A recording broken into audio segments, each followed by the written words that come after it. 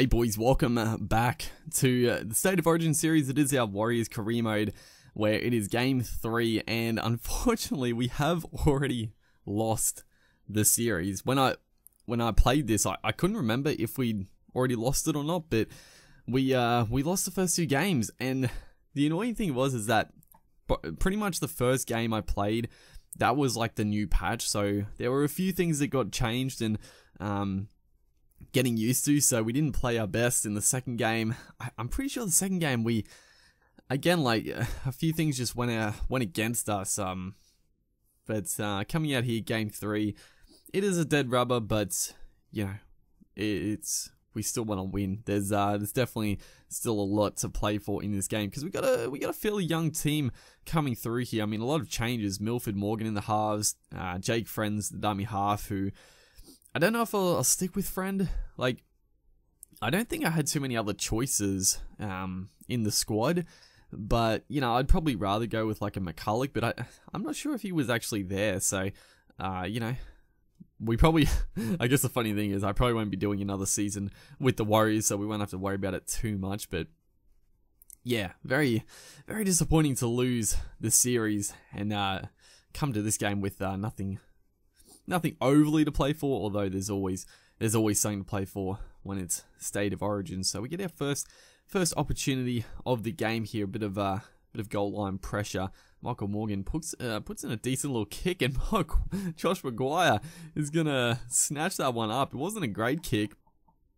I saw the line run by I think it was Slater here, trying to kick it for him, but it sort of just got ricocheted in there. It sort of looked like I might have knocked it on, but maybe just came off the feet, came off a couple of legs there, and Maguire just on the spot picks it up and scores a try. So, you know, that's what I still wish they could have fixed the grubbering, because right there, like Slater, perfect little line run for that kick in behind, but you just can't angle the grubbers, which it's very strange. I still don't know like what happened with that, because in previous games, like the grubber was always very easy to control. Sometimes it would be a bit shallow, like you couldn't really kick it very far, but you'd always like control where you want to kick it. But in this game, it always goes straight. So, you know, yeah, I can live with it, but it is one of those little annoyances that I wish they could have fixed. But you know, obviously, it's probably a little bit more complicated than just a simple patch, I'm assuming, as the Blues here get a chance on 4 tackle. Nathan Cleary, the new halves pairing. I didn't actually see, I forget what their team is. It's a little strange. They got like Croker and Paul Gallen, of course, is still there. Cody Walker and Cleary are the halves. So, I mean, a fairly different halves pairing, but, you know, couple of exciting halves, I guess. As we do defend pretty well, and a beautiful ball from Morgan onto Dane Gagai, trying to link up with the support player, but takes a tackle. Probably not a bad option. As Morgan again gets out to Jake Friend this time. So 5 minutes ago before half time, as a long pass. I did not want that pass to go that wide. I was trying to shift it across the back line, but saw the angles just got a bit mixed up, and we put in a shocking pass as Billy Slater comes up with a try saver on Bo Scott, still playing in the team for some reason. I don't know why it is. I've said this before in previous videos, but all like the old New South Wales players don't like retire from rep footy in the game, but all the Queensland players do, which is very strange. As Nathan Cleary here should have scored, but puts in the kick. It must be like when that happens, it just sort of must be like the AI is always going to kick the ball, and then they don't really realize that the defense just lets them go straight through. I'm assuming that's what happens, because you know, it happens a few times. Another great ball to Gagai. He streaks around, palms off one. We're causing a bit of damage out to this left-hand side with Gagai, and I think it's Corey Oates on the wing. I think it is. He hasn't seen much, but Gagai's been tearing it up out there. It's going to be a last tackle here. Back to Morgan, who's been very dominant so far, and he just goes for a little sneaky field goal. And I mean, when I was playing this game, like I said, I didn't realize if we'd lost the series or not yet, so I was sort of just doing my best to win. As again, Gagai, he's causing all sorts of troubles this side of the field. I think it's Leilua, his opposing center, who is a very strong and dangerous player, but he can, his defensive reads sometimes can be a little shoddy, so we're exploiting that to our advantage. The kick goes up here, 50 minutes into the game, and the Gagai again, he just can't be stopped. He gets the ball to Corey Oates. I was trying to just sort of tippy-toe down the sideline, but I put the step on, and of course we just stepped out of play. I probably should have just pin the ears back and try to run over the top of Lachlan Cooters. Again, this left-hand side, and this time Gagai is going to do it all himself. He's got some more work to do, but he does it just unbelievably well there. Just burned Lachlan Cooter on the outside this time. Trying to cut back the last two times, but this time just went around him. Palmed off Nofaluma, I think it is, the winger.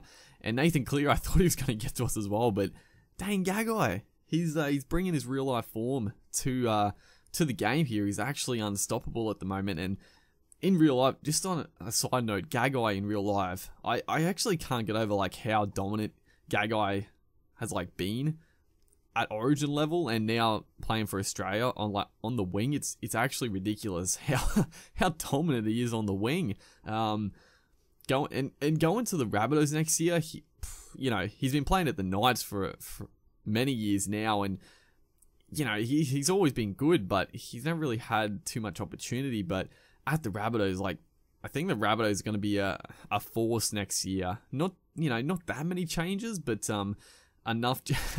Enough. Oh man, I don't know what I was doing here. I thought it was just good play. Yeah, I don't know, what do I say? It was a good 40-20. I didn't even talk about the 40-20 we kicked. It was beautiful play. Actually, I don't think it was 40-20 because they took it out of play. Greg Inglis this time trying to make up for his mistakes. Puts in a little chip for himself. Gets tackled though. As second tackle, Morgan. Long ball out to Corey Oates on the wing. He's storming his way towards the try line. He's going to get there. The big fella, Corey Oates, just too tough to handle. Leilua just standing there watching as Nofaluma, I think it's Nofaluma on the wing. He was just trying to hold the big fella up, and Corey Oates just 5 meters.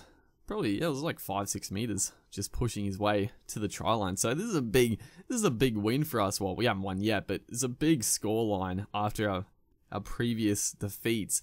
I came into this game and I thought, geez, we probably got the series wrapped up, but you'll see at the end it comes crashing down. But a pretty good performance to finish it off. A bit too little, too late is not bad play there. Trying to change the attack there.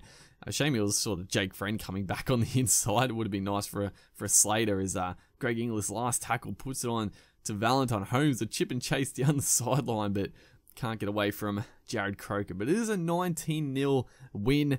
Unfortunately, the series, like I said, has been lost, but good signs for the future if we were continuing on with this team. But yeah, it was a good series. Well, not really. We did lose. Good way to finish. But yeah, hopefully you guys are enjoying. That's the Origin done and dusted. So it's back to normal Warriors career mode coming up. So I'll see you guys in the next one.